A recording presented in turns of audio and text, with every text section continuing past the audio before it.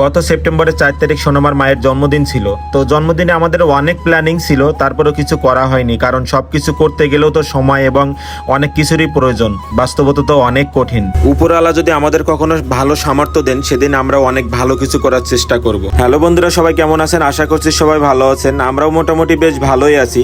তো গত সেপ্টেম্বরের 4 তারিখ সোনামার মায়ের জন্মদিন ছিল। ওর অনেক প্ল্যানিং ছিল যে জন্মদিনে ও অনেক কিছুই করবে, কিন্তু আসলে সবকিছু করে ওঠা সম্ভব হয়নি এই মুহূর্তে। আমারও অনেক খারাপ লেগেছে যে ওর জন্মদিনে কিছুই করতে পারিনি। তো কোনো কিছু করতে গেলে ফিনান্সিয়াল হেল্পটাই সব থেকে বেশি প্রয়োজন। তো বিকালবেলা আমরা তিনজন বেরিয়ে পড়লাম মাধবদীর উদ্দেশ্যে। আমরা আজ আসছি মেঘডুবি ফুড পার্ক, এটা নতুন করা হয়েছে। তো এখানে ঘোরাঘুরি করলাম এবং কি কি খাওয়া দাওয়া করলাম সবকিছুই আপনাদের সাথে শেয়ার করব। ছাদের উপরে ডেকোরেশন তো আমাদের সবারই অনেক ভালো লেগেছে, আপনারাও আসবেন, আশা করছি আপনাদেরও ভালো লাগবে।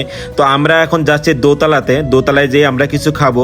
তো দোতলার ভিউটাও আপনাদের সাথে শেয়ার করি। মেঘডুবি ফুড পার্কের ভিতরের ডেকোরেশন তো অনেক দারুণ, এবং এখানে গ্রাউন্ড ফ্লোরে বসে খাবার খেতে পারবেন, সেটারও সুব্যবস্থা আছে, এবং সেলফি তোলার জন্য আছে সুন্দর একটা জায়গা। আমরা তিনজন এখানে খুব সুন্দর সুন্দর কিছু ছবি উঠে নিলাম এবং কিছু ভিডিও করে নিলাম। আমরা সবাই চাই যে শত কষ্টের ভিতর দিয়েও পরিবারকে নিয়ে সুখে থাকার এবং শান্তিতে থাকা। আমাদের জন্য আশীর্বাদ এবং দোয়া করবেন, যাতে আমরা সবসময় ভালো থাকতে পারি, সুস্থ থাকতে পারি এবং আমাদের স্বপ্নটাকে পূরণ করতে পারি। জীবনে চলার পথে সব থেকে বড় সাপোর্ট হলো ফিনান্সিয়াল সাপোর্ট। এই সাপোর্টটা না হলে মানুষের অনেক অনেক স্বপ্নই থেকে যায়।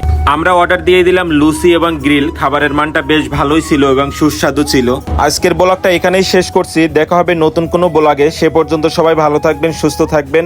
Tata, bye bye.